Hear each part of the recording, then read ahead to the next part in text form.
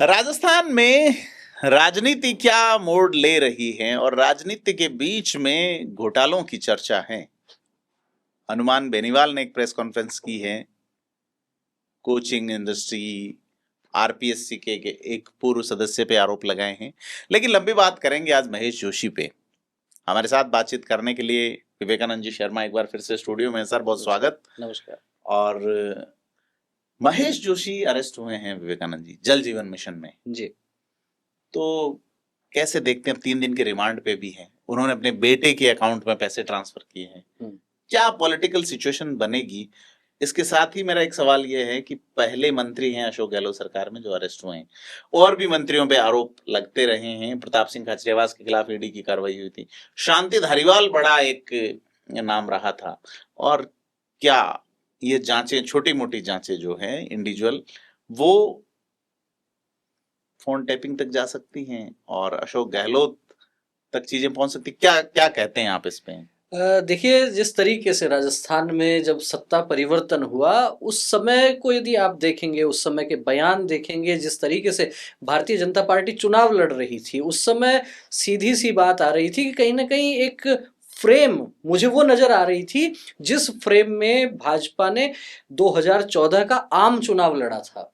उस दौर में जब केंद्र में यूपीए की सरकार थी और करप्शन के खिलाफ जिस तरह का माहौल बना था, उसी तरह का माहौल राजस्थान में बनाने की कोशिशें की गई।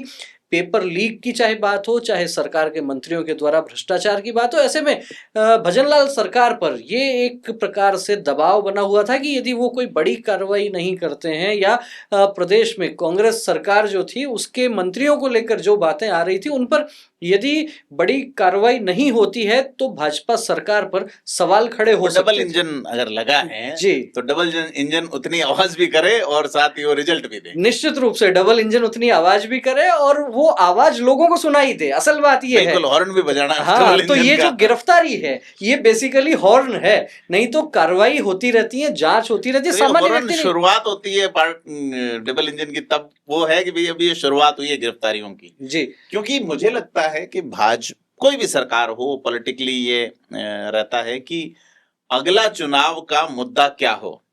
कि कोई भी राजा हो, चाहे वो लोकतांत्रिक हो राजतांत्रिक हो, उसको लगता है कि भाई मैं ही राजा बना रहा हूं। तो कोई भी पार्टी उसे लगता है कि अपनी ही सत्ता रहे। राजस्थान में हालांकि 5 साल में पूरी बदल जाती है, लेकिन पेपर लीक के अलावा, चूंकि पेपर लीक पे तो भजनलाल सरकार ये कह रही है कि हमारे कार्यकाल में कोई पेपर लीक नहीं हुआ, वो नहीं हुआ, लेकिन वो यह अश्योरिटी देने में पूर्णतः विफल रही है कि जो परेशानी आम बच्चों को आती है, इधर उधर सेंटर पटक देना, उनकी चुन्नियां उतरवाना लड़कियों की, उनके धार्मिक प्रतीकों के चिन्ह उतरवाना, यहाँ तक कि पैंट की जो हुक होते हैं वो तक काट देना, यह सीधे तौर पे साबित करता है कि भजनलाल सरकार पूर्णतः यहाँ फेल रही है कि वो परीक्षा के लिए एक माहौल नहीं दे सकती प्रभावी। कब तक ठीक होती है देखी जाएगी। लेकिन बात करेंगे कि वो जो टेप लीक हुए थे, audio tape, phone recording, call recording, उसको लेके, क्योंकि जब अभी कांग्रेस ने आरोप लगाया था कॉल रिकॉर्डिंग हो रही है, तो अशोक गहलोत ने ट्वीट किया और कहा कि राजस्थान में कभी भी कॉल रिकॉर्डिंग नहीं हुई है। जी, तो क्या वो मुद्दा बनेगा? अशोक गहलोत ने कहा कभी कॉल रिकॉर्डिंग नहीं हुई और जग जाहिर है सारा विषय कि उनके जो ओएसडी हुआ करते थे लोकेश शर्मा, हाँ, उनके जो बयान आ गए हैं और सचिन पायलट के साथ जो अनलॉक हो गए, मतलब तो ये जो चीजें हैं कहीं ना कहीं पूर्व मुख्यमंत्री अशोक गहलोत का जो बयान है उसको आप उस चीज से जोड़कर देख सकते हैं। लेकिन जो अभी महेश जोशी की जो गिरफ्तारी हुई है, जल जीवन मिशन में बताया जा रहा है कि लगभग 900 करोड़ रुपए का घोटाला है। हाँ, और बड़ी बात है, राजस्थान जैसे प्रदेश को, जिसको सूखे प्रदेशों में माना जाता है, गिना जाता है, लोगों के कंठ तक पहुंचने वाले पानी को रोका गया है यदि, तो उसको लेकर एक तरफ तो मैं ये सोचता हूँ कि भावनाओं वाला विषय है यदि पानी को लेकर राजस्थान में कोई घोटाला होता है तो, लेकिन दूसरी तरफ इसके राजनीतिक मायने यदि आप देखते हैं तो पूर्व जो कांग्रेस की सरकार रही उसके जो खास सिपह सालार रहे, ऐसे कई लोगों पर मामले बनते हुए दिख रहे थे। कई लोगों के नाम उसमें आ रहे हैं, शांति धारीवाल की आपने चर्चा की,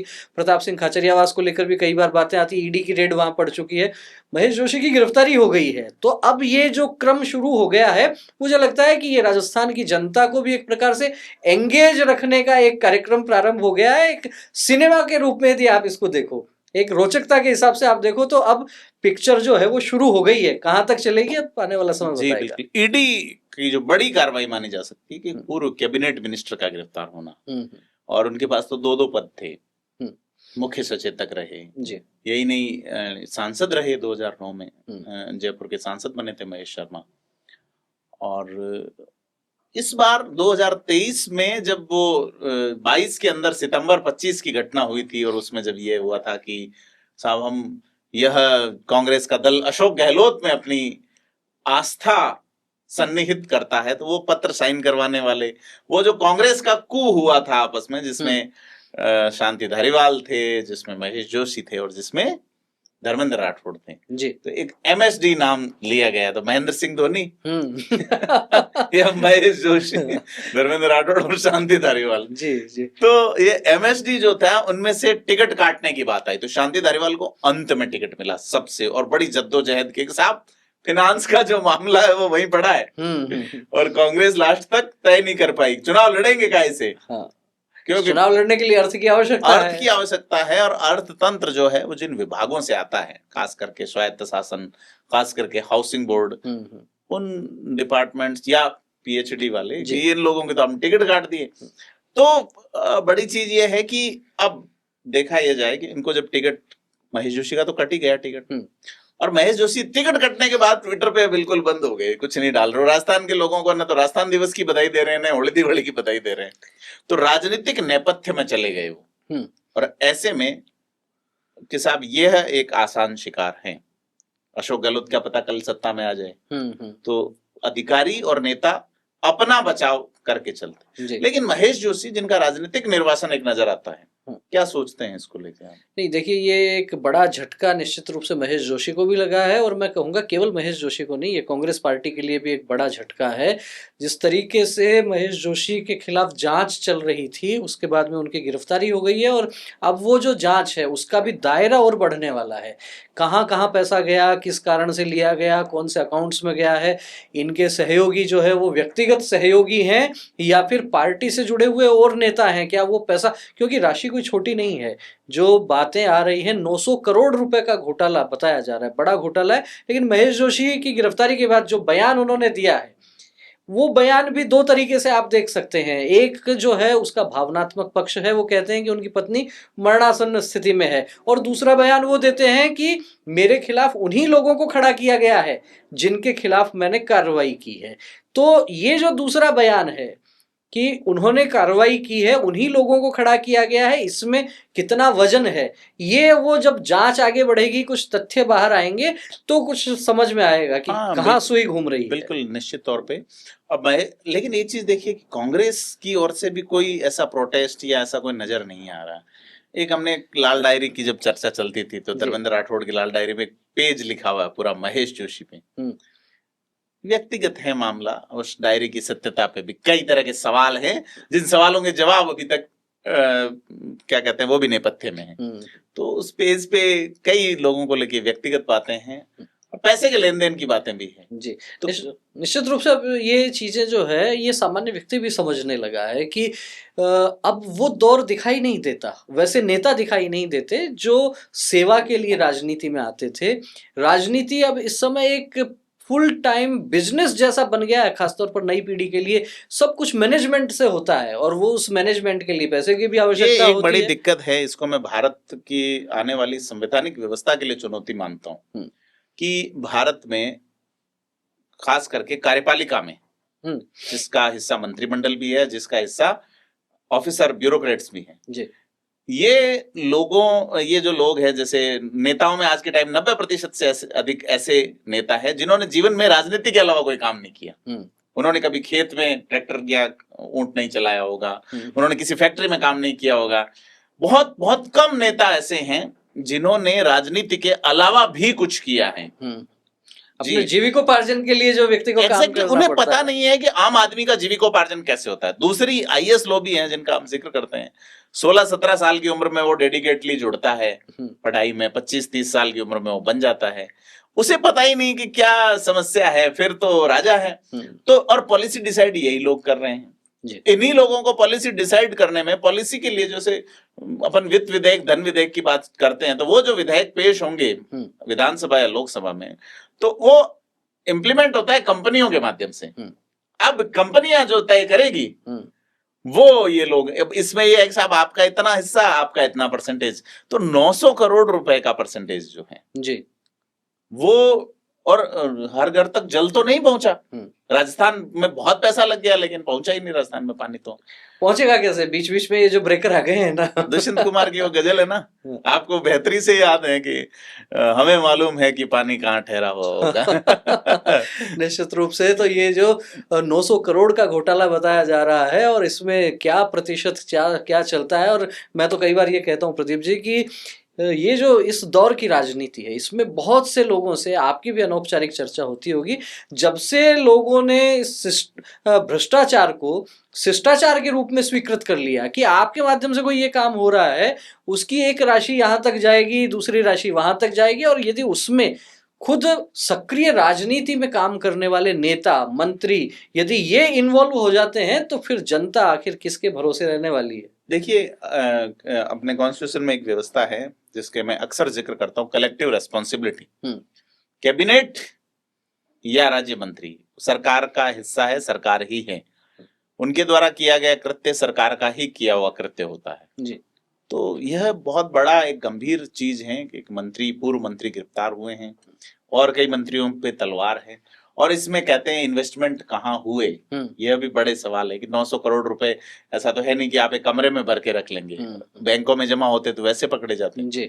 तो वो पैसा कहाँ लगा है? जैसे 50 लाख रुपए महेश जोशी ने अपने बेटे के वहां इन्वेस्ट किए, ट्रांसफर किए खाते में, यह अब ये ईडी की सारी बात मुझे इसमें ऐसा लगता है प्रदीप जी कि महेश जोशी के आसपास के जो लोग थे वो भी हो सकता है निशाने पर आ जाएं, क्योंकि जिस दौर में ये घोटाला हुआ बताया जाता है उस समय महेश जोशी के नजदीकी लोग कौन कौन थे, उनके व्यापार व्यवसाय क्या थे, और वो व्यापार व्यवसाय जो हुए उनके नजदीकी लोगों के, उनमें कितना पैसा लगा है। तो कहीं ऐसा तो नहीं है कि वो जो घोटाले का, जो भ्रष्टाचार का पैसा था वो आसपास के लोगों के, ऐसा नहीं क्यों? जब व्यापार करने वाला व्यक्ति आसपास क्यों घूम रहा है? जी, इसीलिए घूम रहा है। वे गुड़ के आसपास मक्खियां क्यों हैं? मिठास है तब तक मक्खियां हैं। तो अब वो जो मक्खियां हैं आप जिनको मक्खियां बता रहे हैं उन पर उनमें भी से कई तो नप गए। अधिकारी जो थे वो तो अरेस्ट हुए हैं पहले भी जी। लेकिन कुल मिला के यह तो मैं मानता हूं सर कि जिस तरह से नरेंद्र मोदी अभी पाकिस्तान का जो इश्यू चल रहा है और इसमें तीखे तेवर दिखा रहे हैं और एक नजीर सेट करना चाहती है पूरा भारत। अब इसमें कोई भाजपा कांग्रेस नहीं रह गया। जब सर्वदलीय बैठक में तय हो गया कि हमें जवाब देना है, पुरजोर जवाब देना है, तो निश्चित तौर पे देना है। उसी तरह से एक इच्छा शक्ति यहाँ अगर माइलस्टोन पेश हो जाए भ्रष्टाचार के खिलाफ, हाँ, तो क्या है कि वो थोड़ा सा लोग शंकेंगे, शंकित होंगे लोग। मुझे वो नारे याद आ गए 2014 के चुनाव में जो पूरे देश ने सुने थे। एक और सवाल था विवेकानंद जी की भाषा की मर्यादा या मर्यादा की भाषा राजनीति में। गोविंद सिंह डोटासरा का हमने स्पीच सुना था जी, निकल गया मुंह से, ऐसा उनका कहना है। जी जी, क्या लगता है आपको? देखिए, ये जो निकल गया मुंह से, ये बड़ी बात है अपने आप में। सामान्यतः व्यक्ति जब सहज होता है तो वो क्या बोलता है और वो क्या बोलता है, किस प्रकार के शब्दों का वो उपयोग करता है, उससे पता लगता है कि उस व्यक्ति का स्तर क्या है। अब इसको लेकर तमाम तरह की बातें हो सकती हैं। आप ये भी तर्क दे सकते हो कि आज सिनेमा में क्या हो रहा है, आप जो आजकल वेब सीरीज आ रही हैं उनको लेकर कह सकते हो कि इनमें क्या हो सकता है। लेकिन भारत वो देश है जिसमें खासतौर पर राजनेताओं को एक आदर्श के रूप में देखा जाता था। लेकिन अब जिस तरह की ये भाषा आने लगी है, इस भाषा को लेकर क्या आप युवा पीढ़ी को ये यथार्थ का पाठ पढ़ाएंगे या कहेंगे कि ये सब स्वीकार है? ये एक बड़ा यक्ष प्रश्न हो सकता है। तो मुंह से निकल गया था, इसका मतलब क्या है मन कि- में था हाँ और कि वो मुंह से वो निकल आ गया। गया, सीधी सी बात है। बिल्कुल, मतलब कि बिल्कुल। आपका व्यक्तित्व इस प्रकार का है, आपके लिए ये शब्द सामान्य है। आप ये सोचते हैं कि मुझे कैमरे के सामने ये बोलना है, कैमरे के पीछे सामान्य रूप से जब जनता में बैठते हैं तो मुझे क्या बोलना है। दो चरित्र, दो कैरेक्टर, दो भाव सभी रखते हैं, भाजपा कांग्रेस का कोई वो लगता नहीं है। जी। बट एक अगर बात करें नेता जिनकी भाषा का लेवल, खैर वो तो नागौर जिले के हैं तो वहां तो सिस्टम वहां ही यही छूट चलते दी जाती है। वहां तो नागौर, कोई गौर मत करना। तो जी। हनुमान बेनीवाल ने आरोप लगाया है आरपीएससी के पूर्व सदस्य पे। हनुमान बेनीवाल भी अब लगातार प्रेस कॉन्फ्रेंस मीडिया से रूबरू हो रहे हैं। क्या लगता है इस बार 0 सीट विधानसभा में है? ये महत्वपूर्ण बात है। हनुमान बेनीवाल संघर्षशील नेता हैं, इस बात से इनकार नहीं हाँ, कर सकते हो झूठ आप, झूठा लेते चाहे हैं। भाजपा में रहे हों चाहे भाजपा से अलग रहे हों, लेकिन सड़क पर संघर्ष करने वाले नेता हनुमान बेनीवाल हैं। और अब जिस तरीके से, ठीक है वो संसद में पहुंच गए, लेकिन उनकी ताकत क्या है? उनको देश की राजनीति करनी है या प्रदेश की राजनीति करनी है? ये एक बड़ा झटका उनके लिए है कि इस समय विधानसभा में कोई प्रतिनिधि नहीं है उनकी पार्टी का, उनकी पार्टी की बात रखने वाला कोई व्यक्ति नहीं है। ऐसे में हनुमान बेनीवाल पर जिम्मेदारी ज्यादा बढ़ जाती है कि वो पब्लिक के साथ, जनता के साथ अपना कनेक्शन कैसे बना के रख पाते हैं, कैसे कनेक्ट रहेंगे। तो उसका ये एक माध्यम हो सकता है कि राजस्थान की राजनीति से जुड़े हुए विषयों पर वो लगातार बयान दें, लगातार दौरे करते रहें, जनता के बीच में जाएंगे, तो फिर अपना अस्तित्व वो बनाए रखने में सफल होंगे। तो विवेकानंद जी से लंबी बातचीत हुई, आपने बहुत समय दिया, धन्यवाद सर। Thank you. बहुत बहुत धन्यवाद।